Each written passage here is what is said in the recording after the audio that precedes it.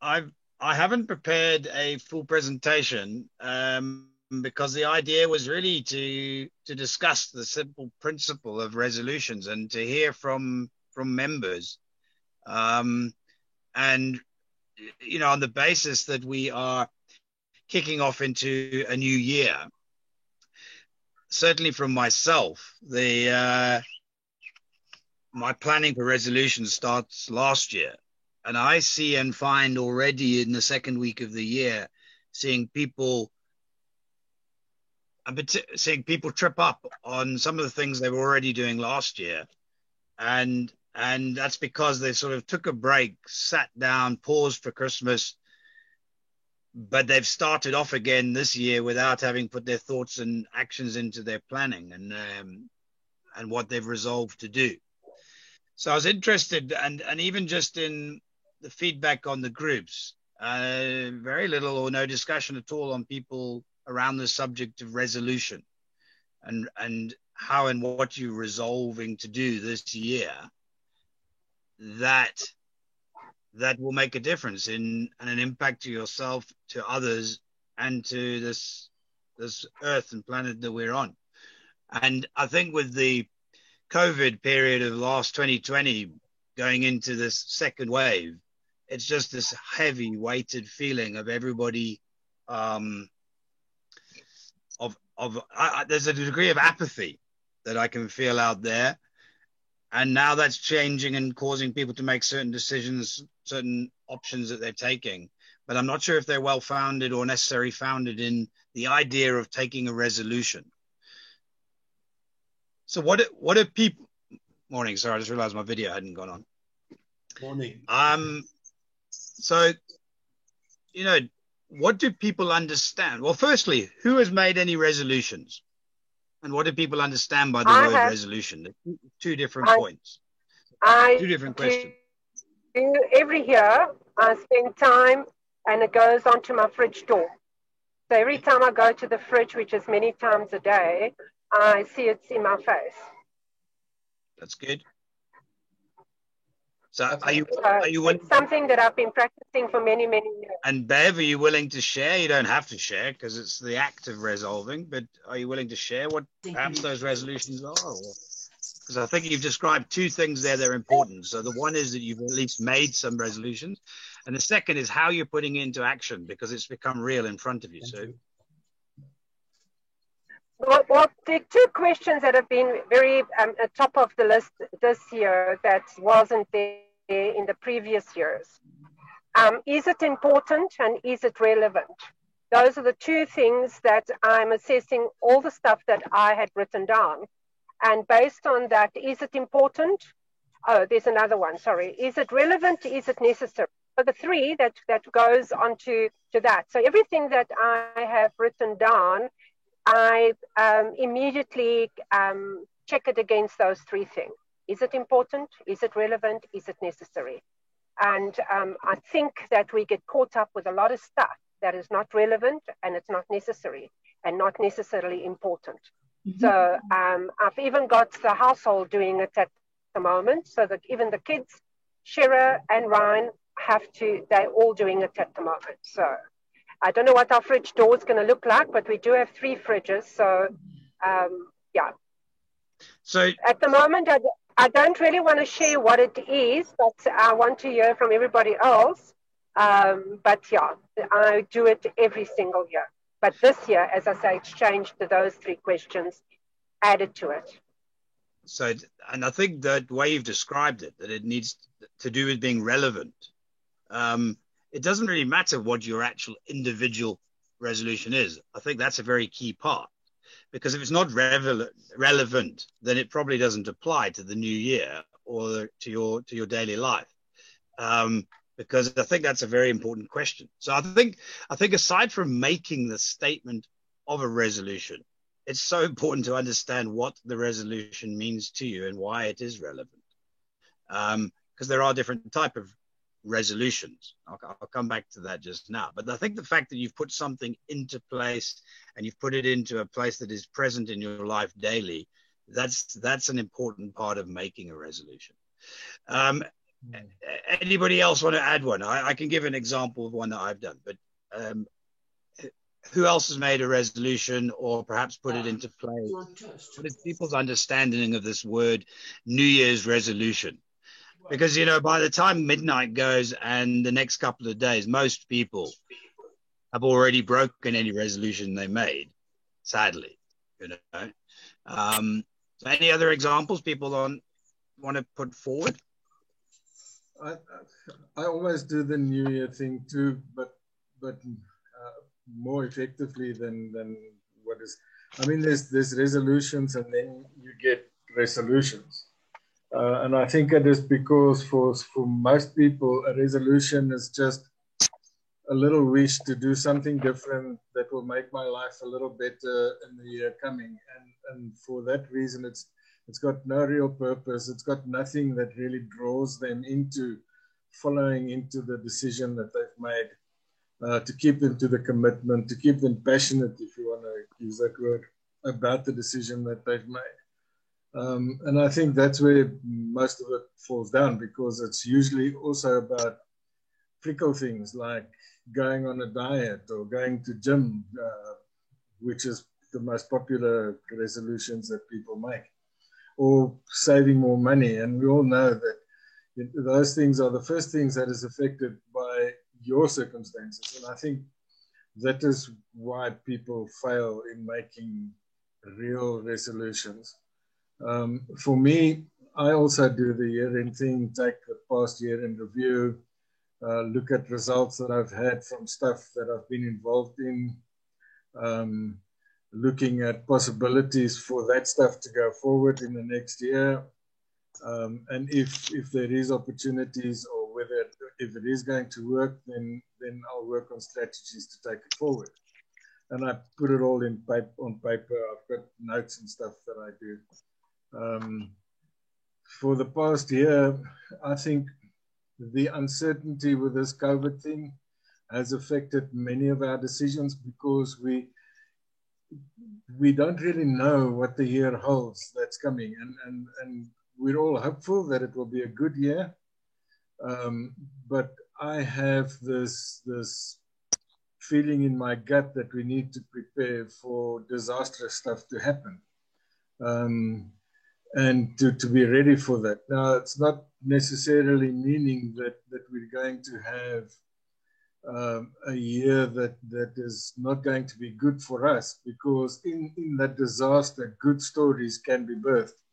And I think that is where we need to, that is where I'm positioning myself, is to say, okay, what is it that I can do? Seeing that most of the people around me have no clue what this year is going to bring to them. They see this year as just another event that is going to happen.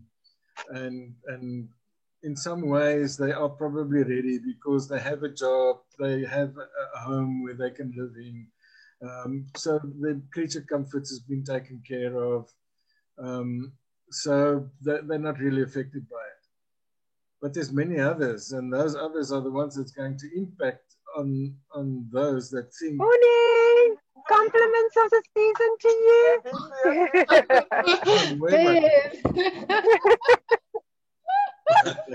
you. morning, Sheila. Morning.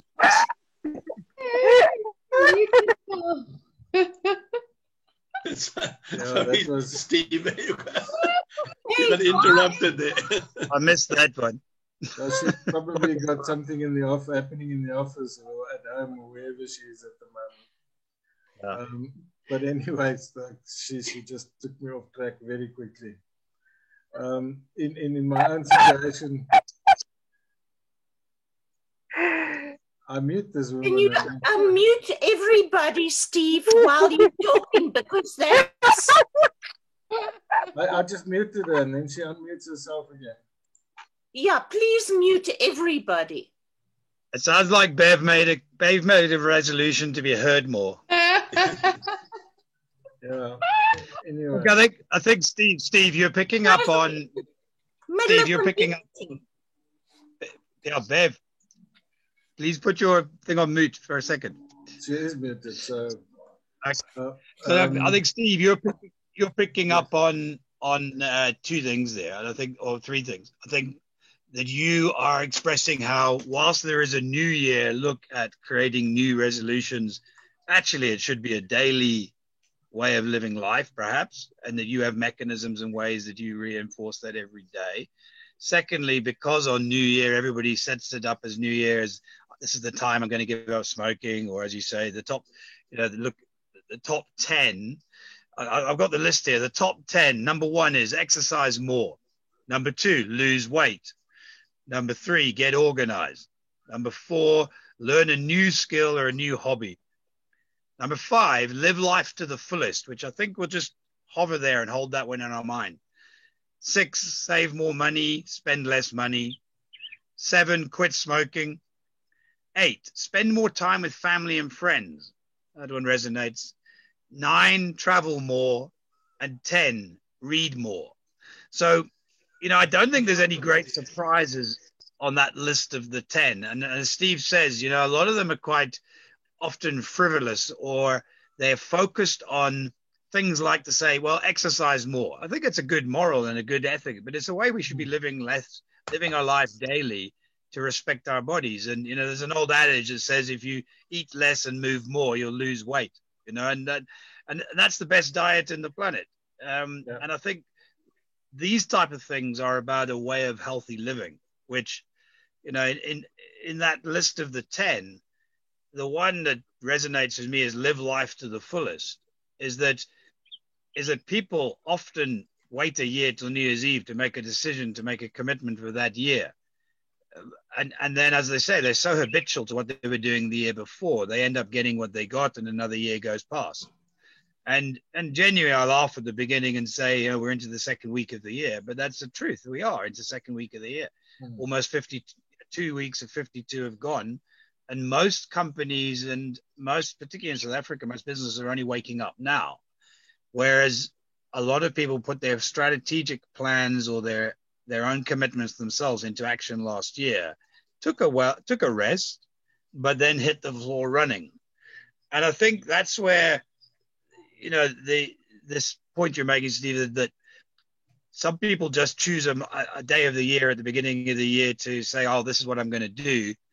But they haven't really thought what it means, because they haven't actually truly turned it into a resolution, or, importantly, resolved to do it, to actually put it into action. And because of that, it never actually sticks, or it doesn't happen. And then there's always 101 reasons why it didn't happen. And then you were interrupted by Bev. So what was the point you were getting to, Steve? I think I think things has changed for us, and we need to realize that the COVID has brought a situation into play that needs to change our focus on this, from having a resolution that is self-centered, and I don't mean that in the bad sense, but to something that is more people-centered in the sense that you need to move your focus from doing stuff for yourself to doing stuff that will help other people, especially if you're in a position that is good.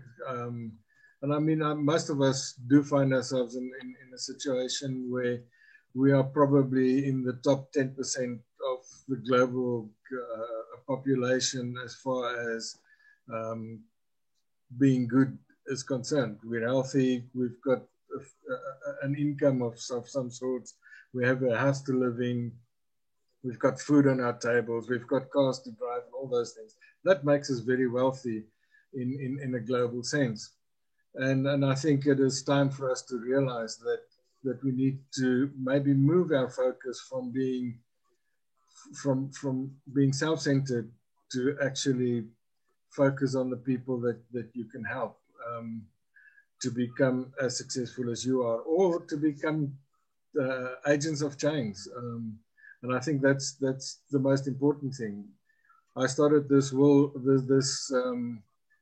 year off with one slogan, and that is transforming your world.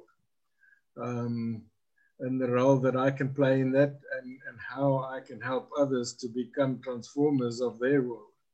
And I think if we all focus on being there, and I'm not saying that you should follow my resolution, but on becoming influencers in society, there's three things that matter for me, and that is influence, impact, and significance, which is basically similar to what Beverly mentioned. There are things that we need to measure what it is that we're doing and why we are doing it as a standard measurement. And for me, those are the measurements. It's, am I doing something that is impactful? What significance does it have? And how much influence do I have to actually make it work for everyone? That's just my 2 cents. So I think, yeah, what I pick up from there, because you did relate to the whole COVID scenario. So I think regardless, let's not get drawn off into the COVID environment, because it's around us the whole time, and there's a lot of discussion going on all the groups about that. But the point is that it's created this period of disruption.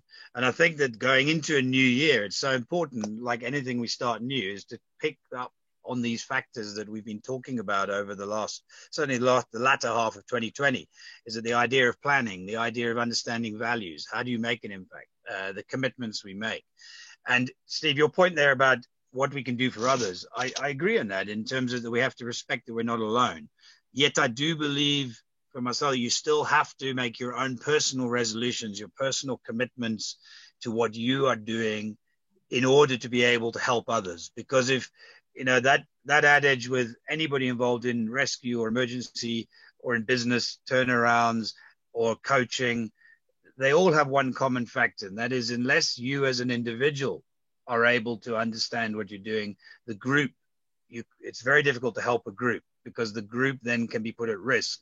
And if the group's at risk, then the person you were trying to help, the victim, was in trouble in the first place, and you're just going to get into a bigger, potentially a bigger problem. And yet I agree with what you're saying in terms of being less insular, shall we say. It's about being more holistic with and work as communities and work together, which, you know, the huge membership represents. And the fact that, you know, through 2020, we've managed to keep Huge going as a group, and the parties, you know, it's a small group in terms of the people who meet online, but there are activities happening, you know, weekly with parties involved in different projects. And I think that comes back to this principle of resolution. I wanted to describe what the 4 sort of types of resolution is, but I want to hear from other parties. George, how do you start? And you live a life where you've got wisdom that you draw on, you've got acronyms that you use, that you offer to us to help people, guide people, and you have very firm, committed beliefs. And you've been promoting your blog that you'd started a few years back. What's your thought on this resolution? When you take a resolution, how do you start a new year to make a difference for that year compared to the one you just left? Well, you know, Mark, in the group, I actually opened up on my other computer. The obstacle is the way. You know, I've spoken about that before on the group, but I believe that resolutions can be just wishes, or they become wishes rather than actual goals. And I believe that there should be a carryover. I hear what Bev says, and I used to use that exact same system, Bev, you know, what's necessary, what's important, and those. But I take it a stage further, and I've mentioned this to Lisa. I use a product called Asana, and I was introduced to this by a Muslim company that I consulted with, an IT company. And basically, what we are not doing is actually converting our wishes and our hopes and our resolutions into physical goals. You know, if you want to lose weight, it's no use just having that as a resolution. You actually have to put that into action and set up what you are going to do step by step to lose weight. It's the same with, you know, making more money, all of the 10 steps that you spoke about. So that's my view. I think we should convert them to, and I love the acronym SMART, the SMART goals. Yeah. So if we try and isolate those SMART goals from the 10 that we're trying to make, into as resolutions. So I think a resolution is just a reminder to us to focus on what we believe should be important in our lives, and then set a goal, how we're going to achieve it. And I still believe that this group is where we can achieve massive goal setting if we did that together. Okay. That's good. That's good, George. I think, does anybody else want to comment briefly there? Because I'd like to just highlight the 4 types of resolution. Has anybody else got what they understand as resolution, or any resolutions they've made? Has anybody else made any specific ones, funny ones, or doesn't matter what they are, or anybody made? Sheila, you've got your hand up. What have you resolved, or what's your view on this resolution? Well, I've always made resolutions, and then this year I decided not to make any, because last year I wrote, like in the beginning of my diary, I wrote all the things I wanted to do for the year. And then if you look at my diary, most of it is empty now because of COVID.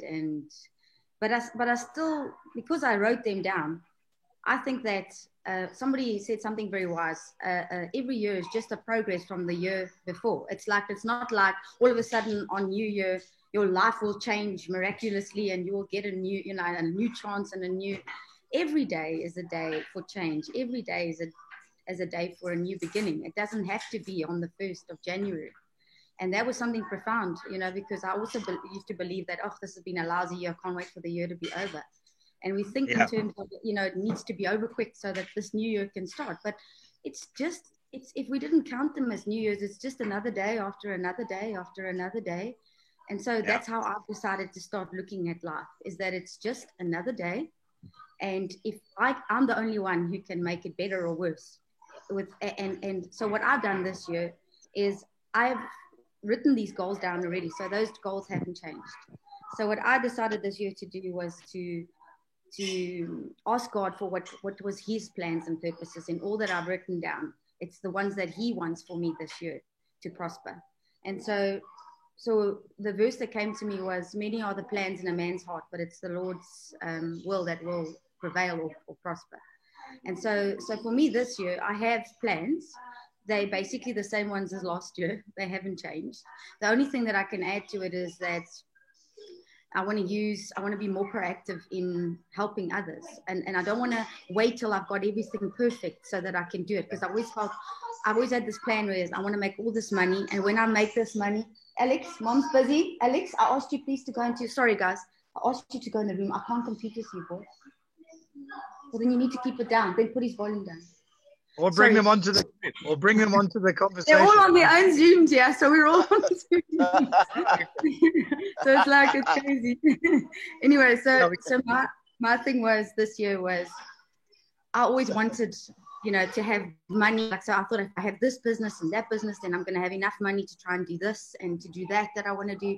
And I think the idea is start small, do whatever you can with whatever you've got at the time, and and God will just increase. And so this year I have plans, but I'm praying into what God wants me to do, because I've got a whole list of stuff and I'm looking at it and saying, Lord, where to start, And okay. I think, Yeah. So I think the way I thought about using this morning's chat was to get everybody to start chatting with each other, or to talk. It's interesting how sometimes these things grow organically. So I think from something that George said to what you said, Sheila, is that you started in previous years writing them all down, and then you ended up the year. I sort of feel like you were saying, by the end of the year, did I achieve all the things that I'd set, or my life changed as I went along?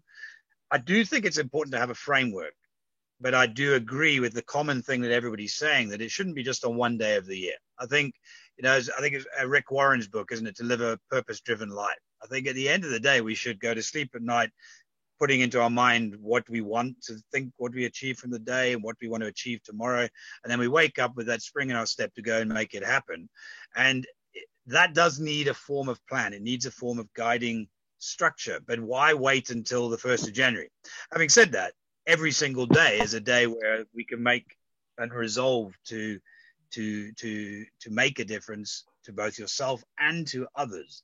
And I think George's comment there about a difference between wishes and goals, that's a very important thing, because wish is something that is such a frivolous thing that we've all talked about, or we hear about. I wish I could have this, I wish I could do that. There's a wishing pool, which ironically a wishing pool you throw money into, and often people are wishing to be able to make lots of money.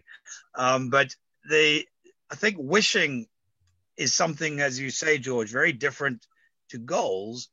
And yet prayer, and what Sheila has alluded to, that her belief is that what is it that God wants for her, and what are prayers, is an interesting way to look at resolutions. Because if we're just wishing, I think it is a case of just throwing it out there and hoping that it comes back in some form or another. Whereas defining a goal is something very more specific. You are identifying the goal. You can see it. You can give it a shape, a number, or a milestone, and then you know whether you've achieved it or not. And you can look back in a year or a week or a day and say, did I achieve that goal? And goal setting is critical. It's one of the key things we talked about last year. Now, praying, I think, is a combination of both, and being able to formulate that prayer in a very meaningful manner to oneself and out there into the universe, to understand this is what I do wish, my goals that I achieve, and I respect that I need a lot of things to align or come together, and I am asking for that to become true. And therefore, the power of prayer becomes very powerful, because you link it to a purpose-driven life where people are actually doing things purposefully with intent and with clear intent. And that comes back to some of Steve's comments in the opening, is I think a lot of people don't understand that when they set a resolution, it's not something lighthearted. It should have clear intent. And with this current disruptive society and market around us, people are being led by other people's intents, perhaps, or being led by other people's goals and other people's prayers and other people's wishes. And as a result, we're getting a lot of chaos and a lot of disruption. And you see it. People follow. Yesterday evening, and I'm sure George and a few of you living around the Four Ways area, did you see that there was a picture of a hippo posted again in the Four Ways area? And that has created such a turmoil of gossip and channels and fake news and fear. And it makes a bit refreshing from all the COVID gossip and all of the fake news. And indeed, there was a real hippo sighting on December the 29th in Chartwell, and we got involved with it. But it's amazing to see in one evening how people's time and effort and energy and money can be consumed into chasing something that is not really that meaningful to most people. It's just some part of excitement in their last 24 hours. And I think that's where resolutions become very important, to understand why resolution, or the word resolution, is quite important. Resolve, isn't it? It's to resolve. That's it, George. So if I just take 4 points, a resolution itself is a formal expression of an opinion, either by a meeting, by oneself, or to a group of people, but it is a formal expression of opinion. So if you're talking to yourself in front of your fridge, Bev, every day, at least if you are doing that and you are lucid and you're looking at it, then you are making an expression of opinion to effectively yourself, of which then you move into the next section, which the next part of resolution. And that is the act of actually resolving. So to move it from the expression of opinion, you've actually voiced it, you've formed it. So whether it's a wish, a goal, or a prayer, but you've actually then gone through an exercise of analyzing the problem. That's where people say, hey, let's resolve the problem. You know, I love to resolve things. Some people don't really, they get frustrated by that because it takes longer. It needs a lot of in-depth analyzing. But ultimately, you know, I think, Sheila, you commented that people sort of look at it as if on Christmas Eve or New Year's Eve, people make a resolution and by the next day, magically, it's all going to happen. Well, I believe you can make transformation that quick, but it's not quite that easy. You know, as George says, you've actually got to put some effort in and achieve it and make it happen. You can sign up for a gym. Unless you go to the gym, you're not going to get fit. You can agree to give up smoking, But if you buy a packet of cigarettes and say, I'm going to do it one cigarette at a time, you haven't given up smoking. You haven't actually truly analyzed the problem or the challenge in front or the reason for making a resolution. So I think instead of people saying, oh, I must get fitter, they should actually understand what they want to do, and then being fit would be a byproduct of it, you know? So I go to the gym to play squash because I enjoy gym, meeting people. It's a really great aerobic sport. There's lots of reasons I play squash. The byproduct is I end up fit. So I don't sort of wake up every day and say, today I'm going to get fit. I wake up and I go and do things that keep me fit. It's like living healthily. People say they want to live healthy, and then they consume immense amounts of sugar and immense amounts of other products and things which are not healthy. It's contradiction. So I think the process of resolving is it's analyzing the situation you're in to make a difference. So if everybody's sitting here and had a tough year last year, they need to analyze, look at last year, not regret it, not because it happened, not blame others, it happened. And they have to actually reflect on it and say, okay, what do I want to change this year? Or what do I want to change tomorrow that makes a difference the day after next? That takes analyzing to resolve your current situation. The next piece is to actually understand, how do you recognize your resolution? How do you see it? How do you identify it? And if you think there, I'm quite a keen photographer, and resolution is a word used in photography. George, you will know that word from printing, Absolutely. And when somebody sends you a small file in the modern day, sends it on an email, or they gave you a file and then they expect you to blow it up to a large poster, but then they complain because and you say, no, but the resolution isn't clear, or it was too small, or it was undefined. People get lost there. But it's actually a simple principle that if you haven't got a sharp resolution and clarity of the picture in mind. So if you think about that to some of our exercises last year, some of the content of the Tuesday about vision, actually getting clarity on your vision. If it's a vision just floating around up in the dream, that's where it's going to be. Whereas actually turning it into a picture that is a sharp resolution of what you want to see and achieve, that's a part that we've been common in all our discussions last year about a goal and business plan.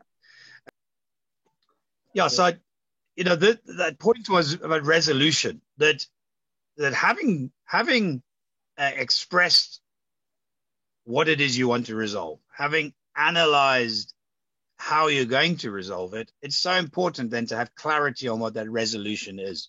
Because then, Steve, I think whether it is something that an individual has decided to do that might be simple, wanting to lose weight or wanting to stop smoking, something like that, one of the top 10, that's a personal choice. How big and how dramatic or how impactful your resolution is a personal choice, and where somebody is on their current journey. And that I've always tried to understand. If I think back to the talk we gave on perception, perception is all relative to the individual's understanding of the world around them and what they want to do. So I think that's where resolution and the size of and resolution is about how clear it is in someone's mind, because focusing on one thing clearly and achieving it is so more important, I think, than trying to do 100 things and achieving none of them. And I think that's something I've certainly taken into this year for me, is to handle less but achieve more. And that was one of my biggest pressures last year, is that there's so many people needing assistance and help, and it's about trying to understand how and what you can do to address that whilst looking after your own survival, but in part of a community and part of a group. So resolution, clarity of the resolution, I think, is important. And then the fourth part is to actually turn that resolution into the firmness, into the commitment to resolve it. And that's what George had said there. It's actually about resolving to do it and actually making sure it happens. And that's why what Bev has done, at least putting it on the fridge every day as she walks to the fridge, and it's there in front of her. It has to have some method or you have to have some method of bringing yourself to being aware of it. And yet, if you think about, and this is without judgment to anybody who smokes, because it's not for me to tell anybody not to smoke. If you look at a packet of cigarettes, it quite clearly says on the packet of cigarettes, smoking endangers you, yourself, it's harmful to yourself, etc. And indeed, the proof out there is that smoking is not good for you. So even having it in front of you every single day doesn't necessarily mean to say you're going to do it. I think these 4 elements of making a resolution are far deeper rooted in ourselves to understand how are we living a purposeful life? How do we resolve to make every moment in this year count? And Sheila, where you commented that, you often thought you got to do it all to be able to make enough money to be able to make a difference. I think that's a really healthy understanding of saying you don't have to wait until you've made X amount of money to make a difference. The simple acts, you've been involved in those acts, we can make big differences in simple ways. But in resolving to do it, once you've said, I will do this, it's then so important for us to make sure that we deliver on what we say we will do to ourselves and to others. And that's where even myself, I have to look at it and say, what did I achieve? What did I not achieve? What am I taking on that is not actually in my ability to do? And what do I need to actually focus on to ensure a high quality of result? And that's where this quality of being determined and being resolute, that's the word, resolute. And I just want to draw attention there to how that has been taken on a global level into the United Nations. The resolutions that were made since the ends of the world wars were resolutions that were taken on a global level to ensure that we go forward as a world and a planet to not end up back where we've already been before, and that is resolving to fight with each other. And then the United Nations goals, the Sustainable Development Goals, were the next stage of that, to understand how do we actually enhance, or how do we put 17 goals out there that have resolutions that are tied to the United Nations. And I find it interesting at the moment how there's so much speculation and gossip and fear based on how some of those very resolutions that were agreed are being pulled down. And then in between this, I'm really happy to see things like George posted a link the other day. The free trade agreements that have been reached for the African continent, and indeed on the same day, on 1st of January, that resolution, that act was put into place. But it's taken 5 years to get to where it is. It's taken a lot longer than that. But over the last 5 years, that act has been put together, and it went into place on the 1st of January as a new and a resolution. But it was actually formalized, I think, 2 years ago. And there's only one country in the whole of Africa that's not signed or not on board at the moment. Likewise, Britain exited the Brexit arrangement was reached. And in the very same day, on the 1st of January, the British free trade agreements went into place with Africa, because it was able to act in itself towards understanding where and what it wants to do with its Commonwealth countries. And those are big, high-level understandings of where resolutions are being taken for the benefit of billions of people to create billions of dollars or rands of value, whichever currency you want to denominate. And I think that whether it is something you're doing on a small level, on your own personal daily life, or you're doing something to impact an entire continent, it doesn't matter, as long as it is clear and you are resolute to make a difference in an impactful way, in a sustainable way. And that's really the conversation that I wanted us to discuss here today, because it is interesting to hear and find that a lot of people this year have sort of said, I'm not sure what I want to do because I don't know if it really matters because of COVID and because of this and because of that. And I think that's the danger, that people just begin to drift along. And if you drift along, you're going to go where the current's going to take you. And then you get caught up in social media, you get caught up in all the gossip. And now, Steve, I can see your replies to quite a few of these posts are to say, guys, be careful of what you're believing and what you're hearing out there. And I share that, and do your research, understand where these facts come from, that are they facts, or are they just emotional gossip? Or are they actually being used as commercial tools to serve the purposes that the very people who are fighting against them are trying to manage? So anyway, back to us. I think personal choice of clarity in the vision or the resolution is important, and then the quality of the resolution. And quality comes back to your understanding, your own understanding of fit for purpose. Okay, what does anybody take from any of that? Or what does anybody want to put in? I see Beverly's got her hand up. Go, Bev. You have to unmute. Have I been unmuted now, this delinquent child? Can you guys hear me? We can. Yes. Okay. So, Mark, thank you for that. I just wanted to add something. Now, I can take up on what you said about fact and fake. Lisa will bear with me that often I send her something and I say to her, Lisa, is this fact or fake, you know? But to get back to resolutions and goal setting and all of that. So there are three things that have come with me over the years that is actually still on my list that has been carried over every year. And I don't mind disclosing those three. So the one is skydiving at Eilat. The other one is White River rafting down Zambezi. And the other one is the Otter Trail. I did manage to do the 100-kilometer race, which I came first in, but that is another thing for another day. The other thing that has been sort of important to me is 2020 has been a very hard year for a lot of people. However, on the list that I had on my fridge for 2020, do you know how many of those things I managed to tick off? Of things that I personally was able to achieve by trying to remain focused and continuously bouncing and being accountable to people, the two people that I'm very accountable to.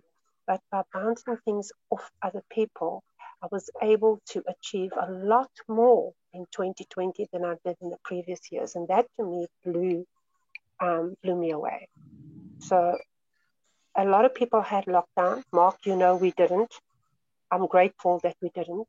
I was able to do so much more in 2020 than I did in any of the previous years. Besides that, I mean, having 2 job offers during lockdown, achieving what was on the fridge door was remarkable. So this year I had to sit and really work out new things. And that's me. Good. Okay, that's good. I think what's interesting there is that Bev is saying that despite the disruption, despite the challenges of 2020, she was able to achieve more. And maybe that's because we get so busy in other people's things. And Steve, I refer back to this thing about us making a year to help other people. My word for last year was collaboration. So the last 3 years, I choose a sort of word to focus on during the year. And 3 years ago, my word was cooperation. It was when we filmed and started the chamber, and indeed got involved with GIG and Huge.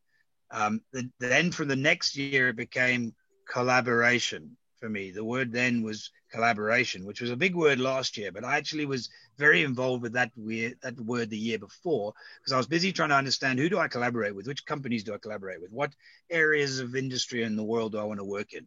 And I became increasingly focused in my social impact investment space. Then for last year, I started the year on the word co-creation. And co-creation for me last year was a product of the collaborative efforts, and then beginning to take something I really believe in, abundance. And if I see ideas and opportunities, is to co-create with others to make them happen. So similar to Bev, I had an incredibly productive 2020 in how the disruption brought opportunities to the front that meant, because of that belief in cooperation, collaboration, and co-creation, then it all began to flow in the right directions. And I was very clear, and I'm very clear in my resolutions to what it is I want to do and what do I want to achieve. And I think, though, the challenge for me last year was to decide who do you work with, and how do you put it into action? So for this year, I've moved in and realized that 2021 is very much about choice, because ultimately you can have all these plans, you can have all of these relationships, networks. We have so many WhatsApp groups, and just watching everybody say they're going to change now to another type of technology that's also, it all comes down to choice. I think at the end of the day, what you choose to believe in, what you choose, who you choose to work with, how you choose to go about what you do daily, and how you choose to live a purposeful life that can make a sustainable impact to others. And so for me, that's me personally, my word is for this year is choice.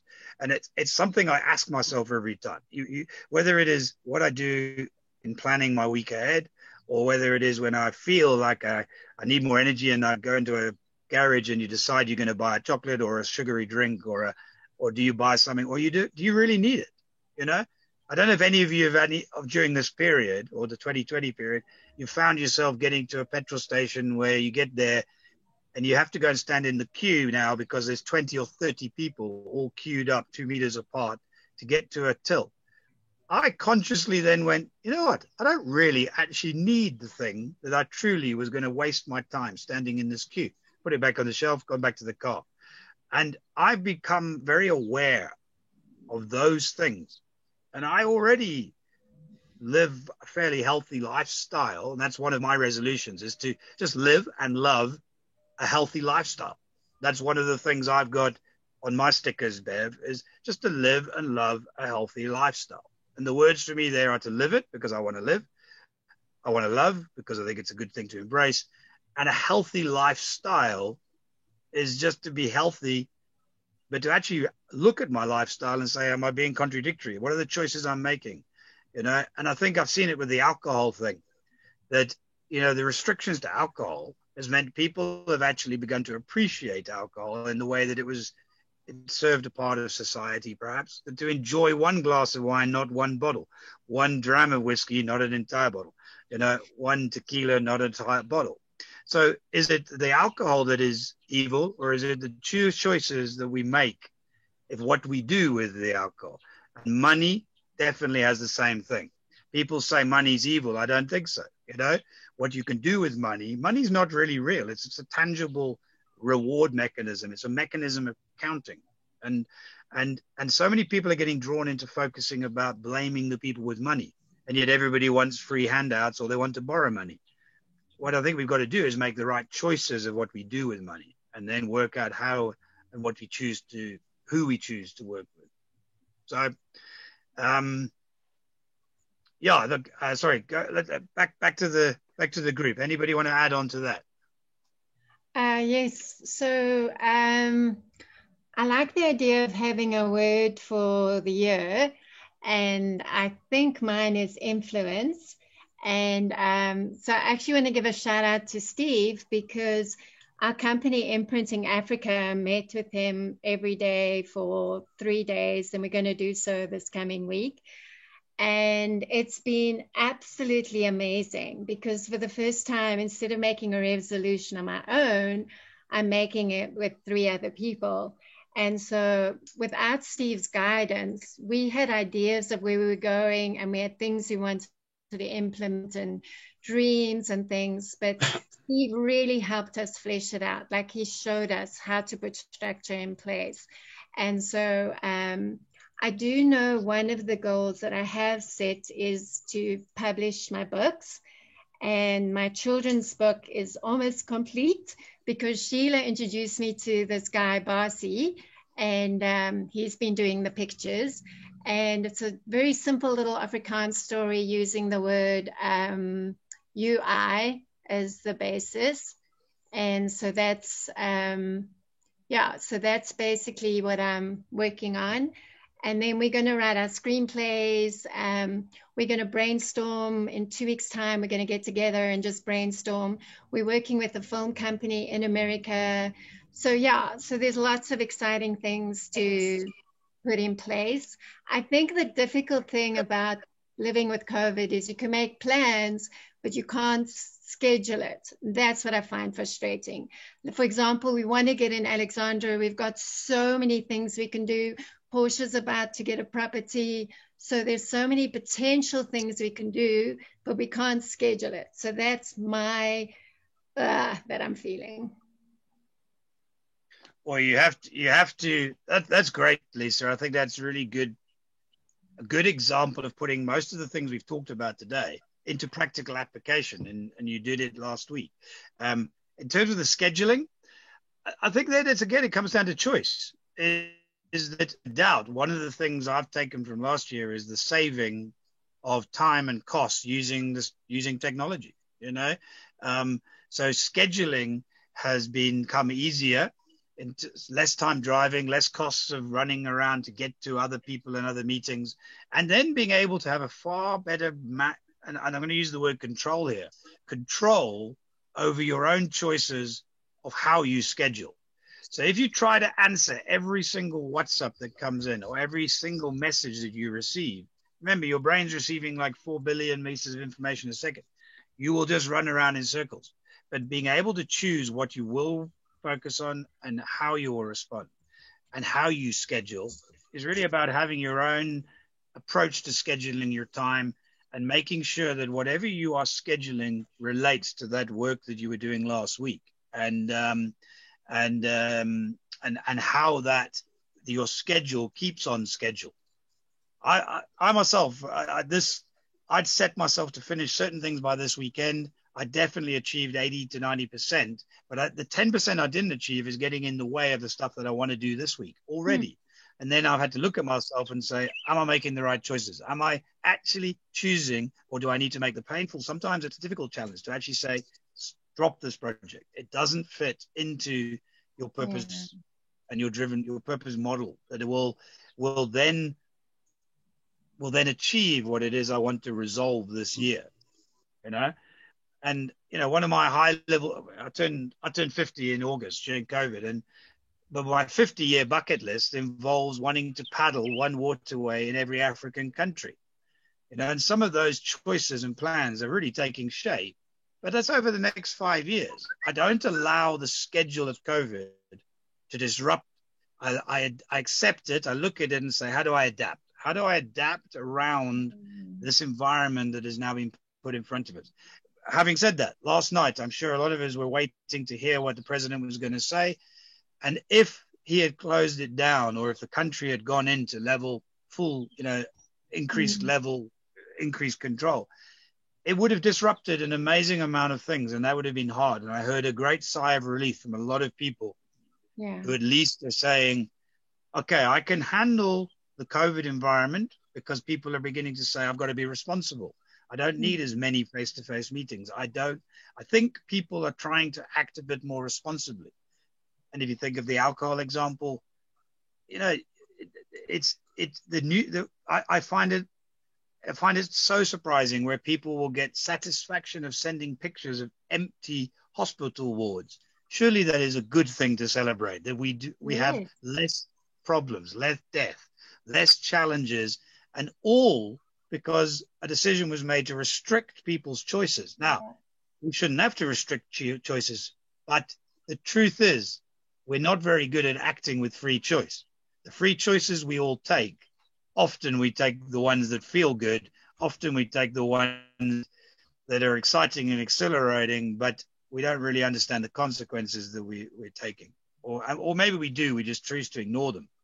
So, if the fact is that we have managed to restrict the number of people that end up in hospitals, it doesn't really matter what they were going to end up in the hospital with. The objective was to reduce the pressure on the hospitals in case COVID increases and in case any one of us or any one of our community needs a bed in that hospital. And I think those are difficult choices for a government to make, but that we can make easier as a society. And my daughter, who's been in 3 different countries during COVID, says that the South African way of handling it so far, she has seen has been the best. She has seen the South African way of doing it has actually enabled people to still live a life and have a balanced approach. And yet, and I think you don't hear South Africa talk about what it's managed to achieve. Sometimes we seem like we want to be the worst. and we have to be careful what we wish for. I think so well done, Lisa, in what you've done last week, and good luck in how you do that brainstorming. And it's great to hear that you're putting it into action within your business. And Steve, well done for assisting there. That's great. Yes, thank you. And that leads us to what does this mean for us in Huge? Because I think Huge is at the beginning of a new year as well. So we're going to have I can't remember when the actual dates are, Steve, of the AGMs. But there will always be choices that Huge has got to take in terms of where it goes forward and how we actually go forward as an organization. And I think that's where Huge itself as a team is looking and saying, what did we achieve last year? What do we make as changes or differences into this year? And how do we adapt that and schedule it around the COVID environment that is? So there's more about that next week. But all right, who else has did anybody make any strange resolutions? I can tell you one that I made when I was 10 years old, which I still haven't done and kept it, but I'll tell you just now. Anybody else got any thoughts or points on resolution, or how you've applied it to your business, like Lisa's just said? Well, I want to swim more. You want to swim more? There's plenty of rain. George, I've made one to read more as well. So I've committed to reading 2 books a month. So I'm busy on the one that you gave me, and I'm reading one about it's called 1421, which is all about how the Chinese had covered the earth way before the Western history books tell us. And so I've always enjoyed reading. You can see the books behind me, but I've actually, there's a difference between having them behind you and actually reading them and taking from them the knowledge and the information you've learned. And I've actually done that also to distance myself from a lot of the gossip that is on social media. I think there is a massive revolution coming in how people are realizing that they have chosen to chase threads on social media that actually it's all, the rules have always been there. You're using something free that you are giving up your information to, and they are sending what you want. You've actually given them permission to send you what they want. And I think it's good to hear people questioning this right now and actually understanding, did I give permission? Did I give permission for these people to do that? And read. How many people read the terms and conditions? I read WhatsApp's terms and conditions when I first signed up. Mm-hmm. WhatsApp terms and conditions has this is before Facebook bought it.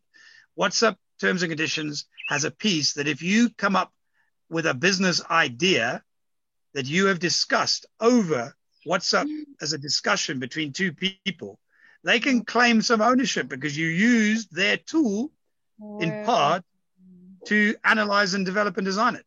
So I'm very careful about what I do or don't. Now, the truth is, that's highly, highly, highly unlikely, unless you were to design probably a software tool that was going to disrupt or take over WhatsApp. And believe me, if their software was monitoring you for that, you'd get a knock on the door and they'd offer to buy you and make you very, very wealthy.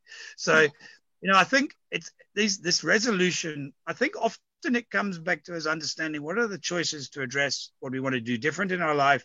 And then we've got to be careful of understanding, where do our fears lie? Are we looking ourselves truly in the mirror and saying, I'm going to choose to make a resolution and this is what it looks like, and I'm going to resolve to do it. And then measure yourself. You have to measure yourself. Okay, back over to the team. Well, Mark, I've decided to take up horse riding. Oh, that's exciting. Yeah, about 2 years ago, 2 years ago, poor horse, We can't see you, Beverly. Yeah, you're burning up, Beverly. Father really laid on my heart that I needed to do horse riding.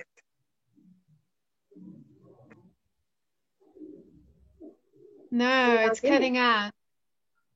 Oh, okay, hold on. Can you guys hear me now? Yeah, you now. Yeah. I just couldn't hear you earlier. Is that better? Okay. Okay. Yeah. About 2 years ago, Father told me to take up horse riding. And I said, why on earth must I take up horse riding? With Mobilize 500, I now realize exactly why. So, yeah, we have a school not far from us, and I'll be popping around there this week to go and see them. So that's what I'm doing, taking up horse riding. The closest I came to a horse was when I had to do a modeling shoot for the race course in PE, the opening of the race course. I had to pose next with, standing next to a horse. That's the closest I've come to one. So this is going to be quite an interesting journey for me. Horses, working with horses is very therapeutic. We've used it extensively on a place down in Natal when we had counseling facilities and recuperating facilities and all sorts of things for people that were burnt out or addicted. And we used horses extensively in therapy sessions with them, helping them to first of all relate to the horses, because the bond between people and horses has always been a lot deeper than I think most of us understand. And also just the physical exercise, when you actually work with a horse, ride the horse, and all those things, it's tremendous. You'll find it lekker. Yeah, I agree with that, Steve. I need that. I mean, I've read the book. Is it The Whisperer? Is it The Whisperer that it's called? Yeah. Horse Whisperer, or what is it? The guy that... The Horse Whisperer. I read that book. Dude down in Northern Cape. Working with horses, yeah. Yeah. I think, Bev, that's a great example of doing something new. And I think that maybe resolutions are part of that as well. And I think that's the fun side. I think, we've talked quite deep, we've talked a lot about the meaning or the descriptions and the depth of resolutions. But I think it's also important to have fun. So I think, choosing to do something of fun, surely that's a good thing to do, as long as we understand that choice. Taking cocaine, some might say is fun. Okay. I don't need to take cocaine to look at people who end up in a challenge from that and know that that's not a choice I want to take. So I don't have to go through that experiential step. And that's part of resolution. Whereas what Steve's just done is supported the reason why you choosing to go and ride horses could be beneficial to you and have fun. Whatever your personal reasons are for wanting to go and horse ride, that's the one that's important, is for you to know and then to understand and know what it means. Because there's lots of people I see riding horses around Chartwell who do it because, I don't know, they've got lots of money. Their kids ride horses just because they've got a pony. Whereas, I've seen other children who have, Laura's daughter rides horses, and it started by having to get involved in cleaning out the stables and looking after the horses. And then she was given a choice to swap and exchange riding horses by working, and she swapped the lesson. And that gave her a massive insight to how she could work in the stable yard, and she's loving and passionate about the horses. And then from a business point of view, we started a equine therapy center out near Krugersdorp for a lady. And she then ran one on the back of Table Mountain, where they did it with horses and dogs as animal therapy. And now she's actually in Ireland, and she works with, she's funded from Princess of Norway funds them, and they work with Save the Children Fund globally. And that girl started with a dream of saying, I want to help kids with horses. She was a teacher and found that being a teacher within schools wasn't achieving what she saw. And in between that, it all came down to sadly how children were being abused within the system and society. And she found that she couldn't solve it with inside. She could only solve it by creating a business opportunity to address the problem and the challenge. So Bev, I wish you luck on your horse riding. That's really good. Any other ones that people have chosen?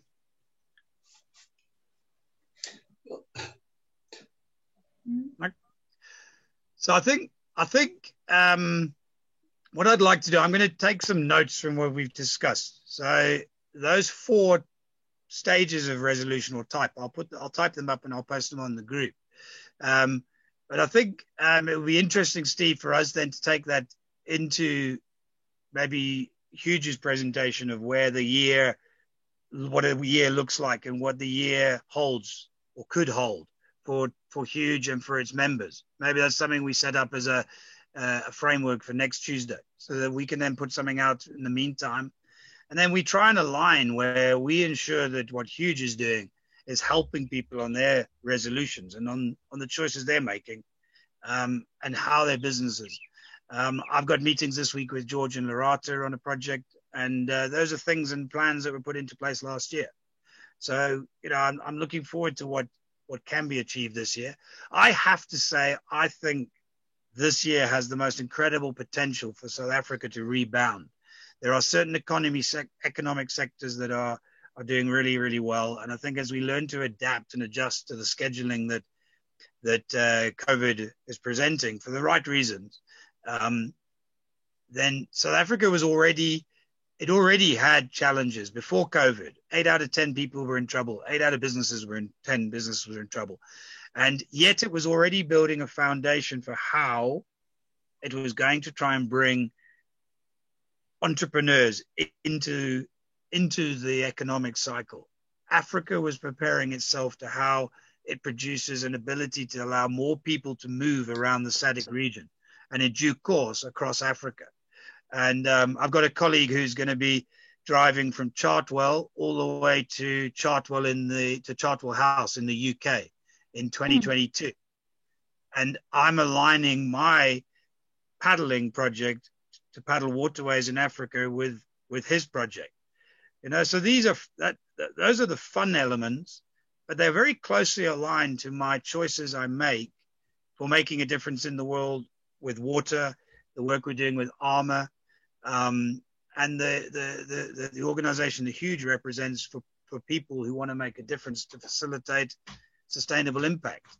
And I've got 2 big projects that took shape over last year, but I realized that it was the resolutions I made 5 years ago that actually each year have led me closer to resolution of those and to resolving some of the problems and things that we came up with the business ideas. So I'm looking for a very positive year because I'm trying to look at it positively, but not be blind to the realities that are out there. It's going to be tough. There's a lot of pain out there, a lot of challenges. And I think that's where we as a team, individually in our own needs and our own projects, and then together as collaboration, we can work together towards making a big impact in South Africa and that's my resolution, is that, where we got through 2020 is to resolve how we continue into 2021, but make adaptations or adapt where we need to. Okay. Good. We're just about. Hey, anything else? I just want to make a comment on George's note about his generosity. So thank you, George. You really appreciate what you've been doing. And I think it's exciting to see that his World Waste is making a difference. So thank you, George. Don't thank me. Thank the Almighty. He's the one who's guiding me. So it's working. As I said to Steve before we actually started, I've had the most amazing start to the new year. People like these phoning me and donating because they're cleaning out their garages. This is another app, the world's waste. I wish I could get an app. People could. I just can't collect everything. I wish I had the transport to go and collect all the waste that people are offering me.